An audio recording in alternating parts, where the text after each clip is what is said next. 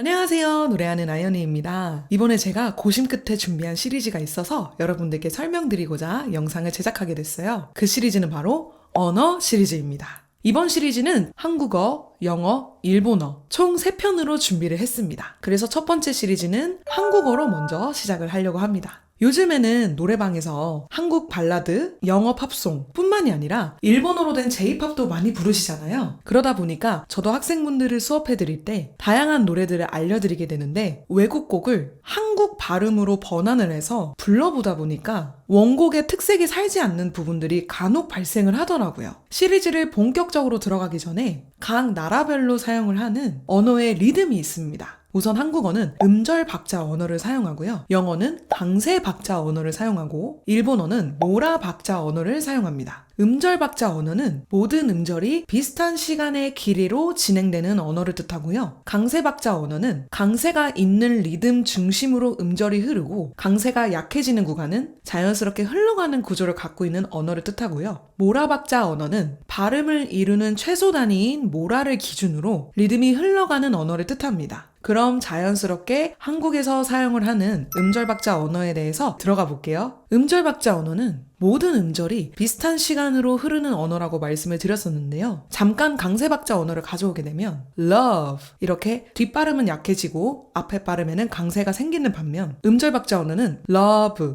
모든 음절에 박자가 들어간다는 뜻을 의미합니다. 그리고 한글은 자음과 모음이 합쳐져서 만들어지는 발음이기 때문에 자음과 모음에 특정 강세가 없는 것 또한 특징인데요. 예를 들면 아에이오우, 가나다라 마바사 이렇게 특정 자음이나 모음에서 강세가 살아나지 않고 부드럽게 흘러간다는 특징을 갖고 있습니다. 가끔 자음에서 거센 소리로 가냐, 댄 소리로 가냐에 따라서 특정 자음에 강세가 살아나기도 하는데요. 그러지 않을 경우에는 대체적으로 모든 발음에서 강조되는 발음 없이 부드럽게 흘러간다는 특징을 갖고 있습니다. 그런데 노래를 부를 때 의외의 복병인 포인트가 나타납니다. 바로 한글에서 사용을 하는 받침인데요. 받침이 만들어지게 될 경우에는 무언가 발음이 뻣뻣해진다라는 특징을 갖고 있어요. 그렇기 때문에 실제로 노래를 부를 때도 받침을 강조해서 노래를 부르다 보면 그 노래가 다소 뻣뻣해지는 경우가 있기는 합니다. 그런데 저희가 잘 생각을 해보면 받침을 엄청 강조해서 발음을 하지는 않아요. 제가 지금 얘기하고 있는 이 많은 말들도 받침이 많이 포함되어 있는 말들인데 굉장히 부드럽게 흘러가고 있는 느낌이 들지 않으세요? 왜 그러냐면 연음 법칙과 국의 음화에 있습니다. 연음 법칙이란 자음으로 끝나는 음절과 모음으로 시작하는 형태소가 만나면 자음으로 끝났던 음절의 받침이 뒤에 있는 형태소로 이동하는 법칙을 뜻합니다. 예를 들면 기념일이 아니라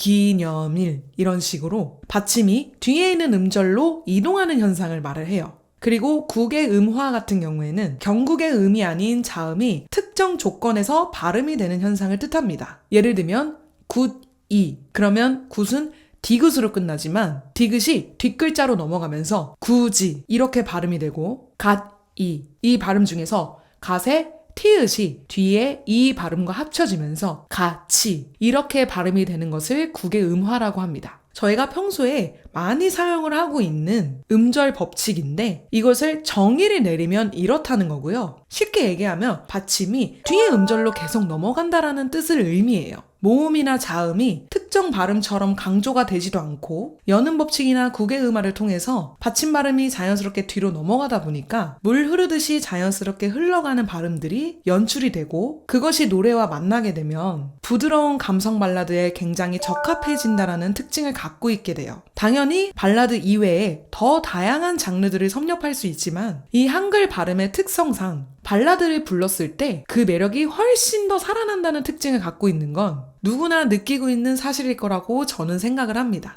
그래서 정승환 님이 노래에 너였다면 하이라이트를 부르실 때도 특정 자음이나 모음이나 받침에 강조하는 것이 아니라 다 알면서도 나 모르는 척 맴도는데 이런 식으로 모든 발음이 부드럽게 연결되고 있는 특징을 발견할 수 있어요. 다 알면서도 난 모르는 척 맴도는데